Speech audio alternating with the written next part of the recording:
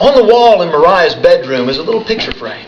Inside that picture frame is a little picture, and in that picture is a tiny little mountain. It's a mountain in South Colorado called Dog Mountain. You can just see on top of that mountain a little cabin. It's a rough cabin. It's a cabin that Mariah's dad built with his own 2 hands. Now, even though on the maps that mountain is called Dog Mountain, Mariah's dad calls it Mariah's Mountain. Because he says that when she is there, her smile is as big as the mountains themselves. And it's true.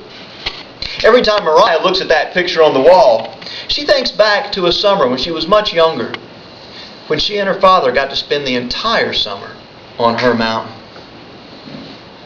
She remembers how she would go to bed at night in that little cabin, sleeping up in the loft, and she would hear owls hooting and coyotes yipping way off in the distance. She remembers how she would wake up in the morning, look out the window, and out behind the cabin in a big meadow she would see elk and deer grazing, standing in the tall grass and the flowers. But mostly, she remembers the long walks she would go on. Her dad said those walks were so long, they weren't walks at all. They were really hikes, he said. Mariah would walk way out around the mountain to a high bluff that overlooked a huge canyon. She would stand out on that bluff looking out at the canyon. She would feel the wind blowing through her hair and the warm sun on her skin.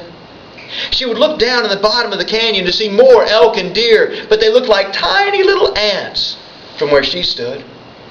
Off in the distance, she would see snow-capped mountains that she thought looked just like snow cones stacked up on the horizon, or some days ice cream cones. She would look up in the sky at the clouds and imagine that there were all kinds of animals. Sometimes she would see a turtle or a horse with wings. Sometimes she would see hawks fly by, or even eagles. Every single day she would walk out to that cliff. Well, one day she walked out there and she decided to lay down in the sun and just watch the clouds. But while she was watching the clouds, she fell asleep. When she woke up, laying beside her on the cliff was the biggest feather she had ever seen. She picked it up and ran all the way back to the cabin where Dad was. She said, "Dad, look what I found, look what I found." He said, "That's an eagle feather." "Really?" "Yeah," he said. "That's a sign of good luck. Do you think that I'm lucky?" "I know you are," her dad said. And they took that feather inside and they set it on the mantle of that cabin and left it there all summer long. Well, that summer went on, and finally, though, the summer came to an end. It would be time to go back to the city, time to go back to school soon. And her dad knew that she would be sad about having to leave the cabin.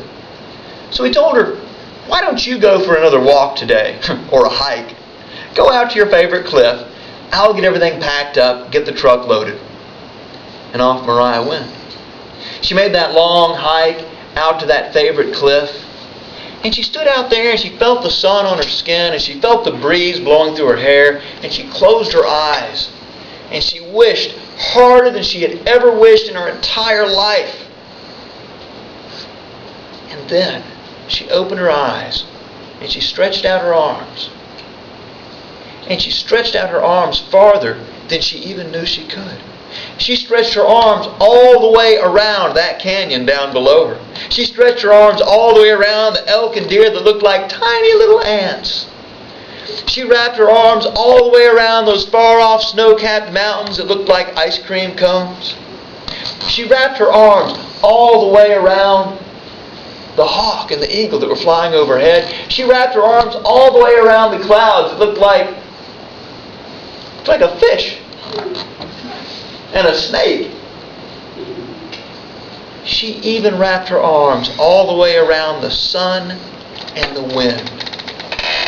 And when she had her arms around all of it, she squeezed all of it as tight as she could, yet gently, pulling it all into her chest until she had it tight against her body.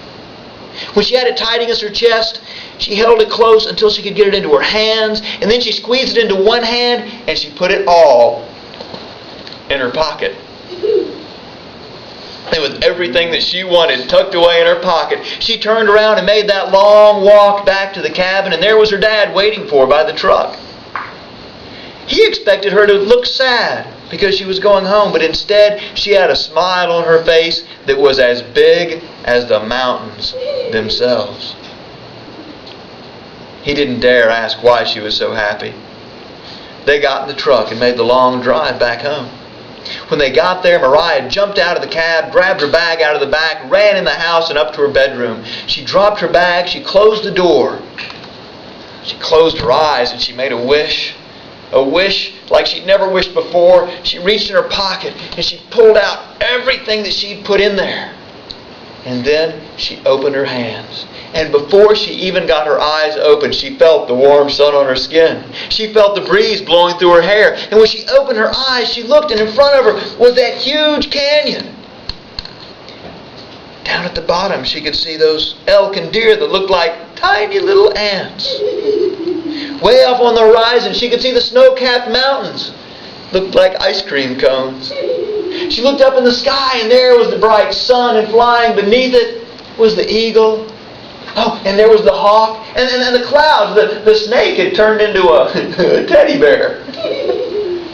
And what's that? It looked like a house. She stood there for a long time, taking it all in. And then she heard a voice and some footsteps coming down the hall. "Mariah, it's time for supper." The steps kept coming. So quickly, one more time, Mariah reached her arms out all the way around everything in front of her. Around the canyon and the elk and the deer and the snow-capped mountains.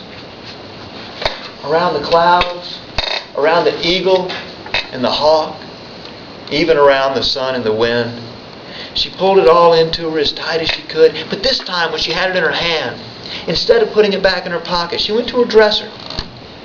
Right underneath that picture of her mountain was a little wooden box. A box that her dad had made for her. She opened that box, put everything inside and closed it. And just as she closed the lid, she heard the doorknob turning, and she turned around to see her dad walking in her bedroom. As she turned to face him, on the last little bit of breeze that still hung in the air, she watched a big feather float down and come to rest on her bed. Her father looked at the feather and looked at Mariah, looked back at the feather, and then said, "I thought we left that on the mantle. Back at the cabin, back on Mariah's mountain." But Mariah didn't say a word. She just smiled a smile that was as big as the mountains themselves.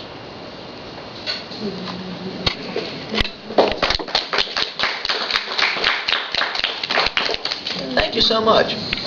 And actually,